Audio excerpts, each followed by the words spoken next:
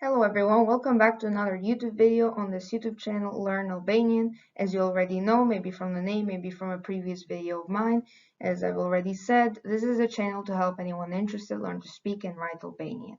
Now, as you may recall from the last video where we talked about personal pronouns and the forms of the verbs come and jam, you may recall that, I said that this next lesson will be a vocabulary lesson. Now, while that may be true, and I am going to show you some nouns, as I said, so that you can construct simple sentences using personal pronouns, the verbs come in yam, and the few nouns I'm going to show you, first I must teach you the grammatical characteristics of nouns, because you need this to know that nouns take different forms based on the sentences. So you need to know what form the noun that you're going to use needs to take in order to fit with the meaning you're trying to convey through the sentence, because unlike in English and Albanian, noun forms change based on sentences. You can just take the same noun in the same form, plug it in anywhere, and have it make sense. Well, it will make sense, but not the sense that you're trying to make. There's going to be a lot of misunderstandings if you don't change the form of the noun. So, here we go, the grammatical characteristics first, and then a few basic nouns that you can use in everyday life. So here's an overview of all the grammatical characteristics of nouns. Of course, there's a few more, but these are the ones that you need for the form. Then you have the type, which is the least important. This is basically just theory, and it's only supposed to help you with capitalization, so basically writing it correctly. Then we have the gender. So in Albanian, of course, as I've already said, nouns are gendered. However, you don't just have the masculine, so masculore, or feminine, which we call femerore, but you also have a third gender, neutral, or asnjanse. Now, there are very few nouns that have this gender, and I'm going to present them in a different video, but today we're only going to talk about the two main genders because that's how the majority of nouns are. Then we have traita, which apparently is called a case in English, but you can't really see the form of the noun change in English, just what you put before it, like in front of it. For example, we have the in front of a noun, or we have an, or some, and that's what makes the difference. So you refer to something specifically, or you refer to one out of a group, and that's basically what this is. So you have traita e shuar and traita e pashuar. Then we have rasa. As you can see, I haven't put anything in brackets here because I could not find an English equivalent for this. Now, this exists in multiple languages, of course in different forms. Maybe there aren't 5 of these in other languages, but it does not exist in English. Like, maybe you can see this one sometimes, but you don't see the noun form change. You just see things added to it because that's how English works. However, Albanian works very differently. So we have 5 of these, and how I'm going to explain this is basically it shows the point of view that, like, what role the noun takes in the action of a sentence. For example, the noun could be the one who does the action, the one who completes it, was associated with the verb in the form, for example, I am recording a video. If I say I and put a name instead of I, or maybe a noun, then, for example, Albert is recording a video. I should not have said that name. You probably recognize him, but still. Yeah. So if we have Albert, then we know that he's doing the action. He is recording. However, a video is still a noun. However, it's not the same type of noun. So while Albert was in Rasaimarore, this other noun would be in calzore because it's the thing that's being affected by the verb. It's not the thing that's doing the action. So that's what changes between types of nouns and sentences, and that's what this is. So I'm going to explain this in more detail later. This is just an overview.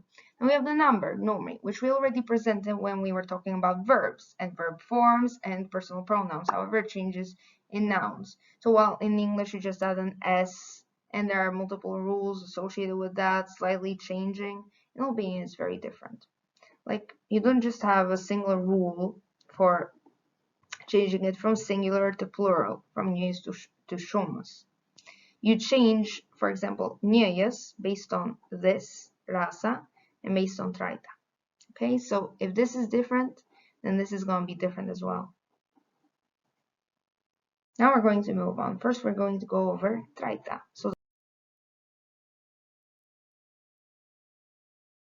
So we have estuar, which in English is presented with the plus a noun. Example, the student.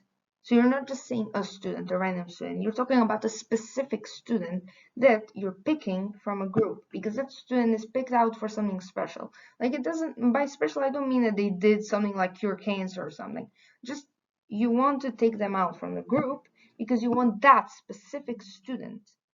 However, you're not saying the name of the student, just the student. Then you have a pashur, which, as you can see, is not the same thing. Like a shore and a pashur are opposites. A pashur means not a shore, basically, if you translate correctly and word for word. So it's, of course, the opposite, and it means that you do not call out something specific from a group. You just say one of the things in the group or some of the things in a group. So you can have it in singular or plural. So in English we have a or an or some. So we use a or an in English. However, in Albanian we don't have two of these. We only use one of them. So we have një, which means one, but also means at the same time. And it doesn't change from to an based on the first letter of the other word. Like in English, you say if the other word begins in a consonant, and an if the other word begins in a vocal. However, in Albanian, we don't have this. We just say nya. Then we have some, which we call disa, plus a noun. So examples, a car, an elephant, some milk. All right, so those are the examples in English. And in Albanian, we use suffixes. We don't use words in front of the noun. We change the end of the noun, the end of the word, to determine whether we're referring to a specific person or animal or objects, etc., or a random one. So to determine traita, we use suffixes, not these. Now we're moving on to the number. Of course, you know what the number is, so I've just presented it here very basically. News means singular, so one person, thing, object, animal, or anything. Some, shumas, plural. You have some objects, some people, some animals, some things, some geographical locations, some schools, so anything. Then we're going to move on to rasa. So here I've presented some questions that will help you determine which one it is. Well, these are going to help you with a table where it shows the forms that the noun is going to take based on the point of view. So for example, we have the first one and the one that's very often used, emerore, who did it? So the person who did the action. For example, I said the sentence earlier, Albert is recording a video. Albert is recording the video. He's the one who did the action. So in that case, the noun is in the rasa emerore.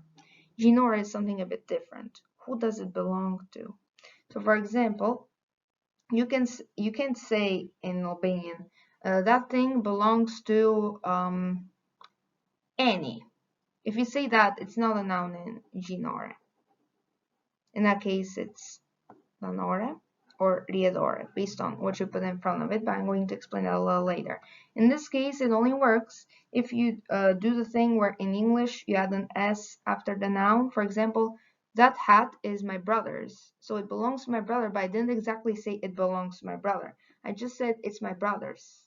Ajo kapelja është e vëllait tim. E vëllait, the whole thing is a noun because you put something in front of it to show belonging. You don't put it after like you do in English.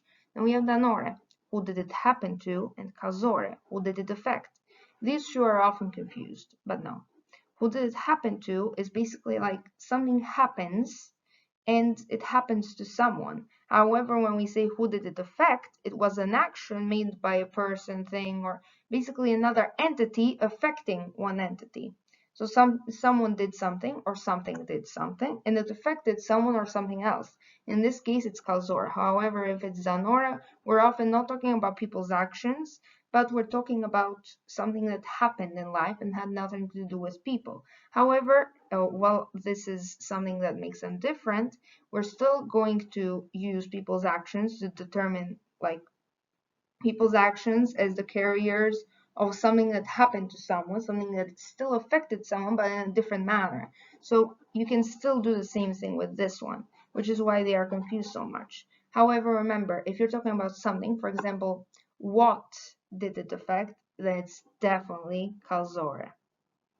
However, you may have like a reverse placement of the nouns, and that's a complex sentence, in which case you're going to have a little trouble. But still, if you have that case, then the noun is going to look the same. It's going to have the same form, whether it's in causore or emerore. So you don't need to worry about that because you're not going to take exams like we do, where we have to tell which one is which. You just have to like learn which form you're going to use in which occasion. Then we have resort. Because of whom did it happen? So basically, I put because of here because it's what people use when they're teaching this to, like say, third graders in Albania, of course, because it's our language. So they use because of, but you can put anything in front of it. Well, anything that will make sense with the noun. Because of whom did it happen? Like someone caused this thing. And the form is the same as this one, except this has something in front of it, something that changes the meaning. So, who did it happen to? And because of whom did it happen? Or whom did it happen to, but a bit different, like the form changes, not the meaning. The meaning only changes sometimes. So we're going to move on. I think it will make more sense if you see the correct forms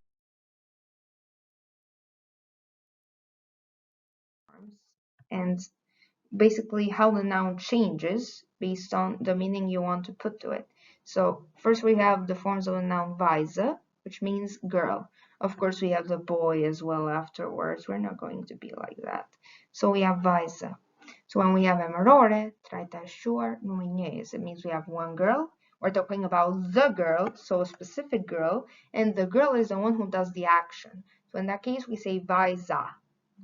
Then we still have one girl, it's the girl, and it's genore. So I ose e weises. I or e depends on the noun in front of it. So this has to do with gender. So if the noun in front of it is masculine, we have I, and if it's feminine, it has e afterwards. So that depends on the noun. However, this only works if the noun in front of it is in singular form. However, it can be in plural form and still work like this. But there are also some other things that you can add when you have the plural form based on the exact form that the noun is going to take. However, I put these here to keep it simple. So you just put one noun in front of it. If it's masculine, I weises. If it's feminine, e weises. So basically, let's just say capellia. Capellia is feminine. I'm going to explain why later. Capellia e weises. However, if you say, for example, scialli, which is masculine, we're going to say scialli I weises. It doesn't depend on the gender of the noun that's in rasa genore. It depends on the gender of the noun in front of it. So, in this case, we have I or e weises. So, while weises is obviously in feminine because it means girl, it's not going to change. This is going to change, weises. Then, for danore, we take out these two, and we just leave weises. Who did it happen to? And then causore. Who did it affect? Weisen. Riesore. Because of whom did it happen? Because of. Pray means because of. The girl. Pray weises. So if you translate these directly to English, they basically mean the girl, the girls. So not the girls as in multiple girls, as in belonging to the girl. The girl, well, to the girl, still something like to the girl, because of the girl. So the girl doesn't change. It remains the same in English. However, here it does. So I've highlighted the parts that change for the noun in every position. And then we have traitascior. In this case, we're not talking about a specific girl. We're talking about one girl. So if you say nyvais, it means a girl. However, in emerore, in some cases, you can delete the ny. So just vais. Aiost vais. She's a girl. So while in English we have to say a, in Albanian we don't. We can just take it out. But adding it is never a mistake. Then we have ginore. I or e një vajze. E. Danore, një vajze. Calzore, një vajzë. Rjedhore, prej një vajze. Then we have numri shumas, which is the plural. So we have some girls. When you have traita sure, we're talking about a specific group of girls. So vaizat, e vaizave, vaizave, vaizat, pre vaizave. So something I forgot to mention, which you can see here, and in the last one is emerore and calzore are the same. As I said earlier, you may confuse them. However, remember that emerore is always the one who does the action, and calzore is always the receiver, so the object. Nie vais, vaizat, disa vaisa. Vaizat pre vaisave because of the girls. And we have trete pashur. So you have some girls. We begin with some girls, disa vaisa, I or e disa vaisave, belonging to some girls. So some girls with the sign after it. Disa vaisave, some girls. So something happened to some girls. And that's what we're saying here. Who did it happen to? Some girls. Disa vaizave. Who did it affect? Some girls. Disa vaiza. And because of whom did it happen? Because of some girls. Pre disa vaizave. So, in this case, you have to use disa. Because if you just say pre vaizave, it's going to sound the same as in here. I'm going to take the camera out for a second because it's covering up the last square, so that if you want, you can take a picture of this and actually use it to learn, because you can't just learn it from one reading. You can just look at it and try to memorize it. I think that's enough time to take a picture. Let's move on. Here we have the noun dial, which is boy. So here, it's basically the same thing, except it changes differently because this is a noun of a different gender. So the nouns, based on their suffixes, change the suffixes in different manners. So if it has the suffix a, it changes like it did for the other noun, vaisa. So vaisa. If it has the suffix a in the standard form. If it has ya, it changes differently, even though they're both feminine. However, if it has I, it changes like this. If it has U, it changes differently, even though they're both masculine. I was going to present the gender later, but since we have this here, and it's going to be clearer if I demonstrate it with a table, I'm doing it right now. So diali, I or e dialit, dialin, pre-dialit. As you can see, this always ends in N. In this case, trajte shur numri njës. Trajte pa shur, një djalë, I or e një djali, një djali, një djalë, prej një djali. As you can already tell, everything in brackets can be removed. Numri shumës, trajte shur. So I've made this part here red. That's because it changes. So when you have words, you have the root and you have the end part, so the suffix, which always changes based on what you're going to do and say. So that changes for every word, except it changes differently, not just for nouns, but today we're learning how it changes for nouns. So here we have dm, and I highlighted the m because it changes from the initial root. So you have diale, you take out the because it changes. It's the part that changes, it's the suffix. So dial. In this case, it doesn't remain the same like it does here where I've left it white. It changes to diem, which is why I've made it red. And then you have the yellow part, which is the suffix that always changes. So diemte, I or e diemve, diemve, diemte, pre diemve. And then trete pashur, disa diem, I or e disa diemve, disa diemve, disa diem, pre disa diemve. Again, I'm going to take out the camera for a little while so you can take a photo of this. Maybe just screenshot it or whatever is easier for you. I think that's enough time for that. Let's move on. So now we have the gender, which I already presented. So we have feminine, femerore, and masculine, masculore. For feminine, we have the suffixes a and ya. So the word ends in a or ya. And if you call it a suffix, then the entire thing always changes, and you can separate it from the word and call it the suffix. Now we have suffixes e and u for masculine, masculore. However, as you can see, for example, if we say weise, it ends in it doesn't end in any of these. That doesn't mean it's neutral. That means that it's still feminine because it means girl, right? Well, the thing is, because before you see the suffixes, you have to change it, the noun, to the standard form, which is rasa emerore, so the noun is the doer of the action. Try to assure you're singling one out of a group, and nomeneus is just one of them. So if I say vaisa, then it ends in a. It's obviously feminine. Now, the suffixes don't always change in the same way based on rasa, traita, and numeri. So the number, the case, and what we call rasa, or differently the point of view. This changes differently, this changes differently. However, for most words, I mean nouns, for most regular nouns, the nouns that end in a always change their suffixes in the same way. And same thing goes for the ones that end in ya. And then for the ones in the masculine form, I mean masculine gender, the form is always changing in the same way if it ends with e and it's a regular noun. Same thing with u. So e and u for masculine, a and ya for feminine.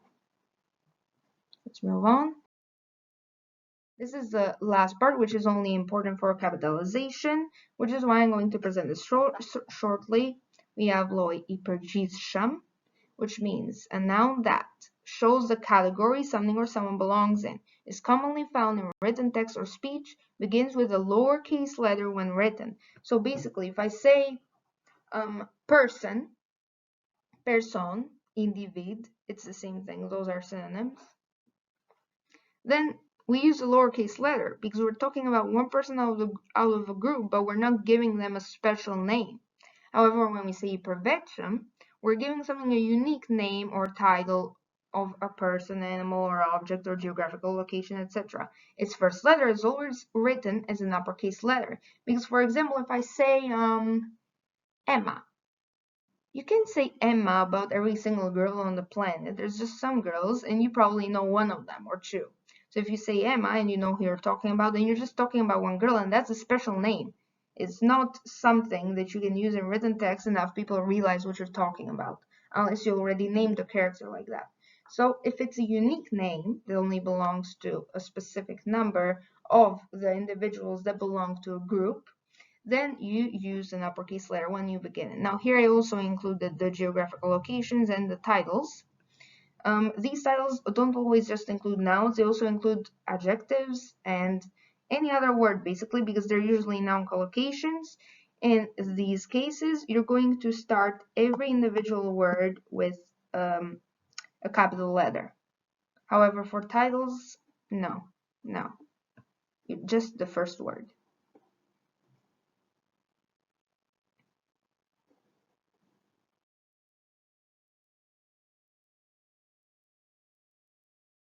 Some basic nouns. So as I said, I was going to present some basic nouns to you so that you may learn them if you'd like, so that you can use them for everyday situations. These are really basic. So these are all in nomeneus, tretae pasture. So they're not in the standard form. They're just, one entity, and you're not singling any out from a group for something special that they're associated with, just a random one. So Diale means boy, as we already said. Weise means girl. Now we're presenting some new ones. Burra means man. And grua means woman. So one woman, one man. Then lule means flower. Liber means book. Laps means pencil. Pult means remote. So I've seen a lot of people call the remote control a remote. It's basically that long machine thing that you use to turn on or control basically a TV. So a remote, we call it pult. Then njeri is a human or a person. It's the same thing, whether you mean it in the scientific way, so a human being, like it's a type of species, it's a form of life, and if you say person, which is what you call it in social science. And then we have kafshe, which means animal. Now, this is usually said in a negative form, especially when said to people. So if you say kafshe shtupiake, that means pet, because it's like an animal that you can keep in a home. That's why it's called shtupiake, because shtupi means home. However, if you just say kafshe, then people are going to think you're offending them. So when you say kafshe, make sure there's actually an animal nearby. Then we have matze, which means cat. So we are presenting two animals, two of the main ones. Chan, which means dog. So a lot of people have cats and dogs in Albania, which is why you're going to need these. Now we have the basic toys that kids use, top, which means ball, and kukul, which means doll.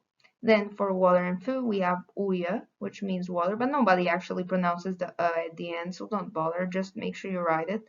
Then ushim, which means food. So those were the nouns. Now I'm going to show you how you say these in Traitae sure. So when you're calling one of them out. In this case, you say djali, vajza, burri, gruaja, lulja. So you take the e out and do lulja, because that's a suffix. Libri, liber, libri. Laps, lapsi. Pult, pulti. Njeri, njeriu. Kafshë, kafsha. Matse, matsja. Qeni, qen, qeni. Top, topi. Kukull, kukula. Not kukla, kukula. Uje, uji. Or ui, as some people say it, not to make it sound too, difficult. Ushim, ushimi. So make sure you have them in the correct form and maybe learn these for everyday situations, everyday sentences. That's what I'm going to give you for now, because I should present these all in categories. So for example, I present family members, I present clothes, types of food, so that you have them all in different pages. You can take a photo of this if you'd like. There we go. Now, that was it for today. Thank you all for your attention, or as we say in Albanian, faleminderit për vëmendjen tuaj. In the next video, we're still going to talk about grammatical characteristics, but I'm also going to give you some vocabulary, so I hope you're looking forward to that. Thank you for your attention again. Thank you for watching. This was it for today. Goodbye.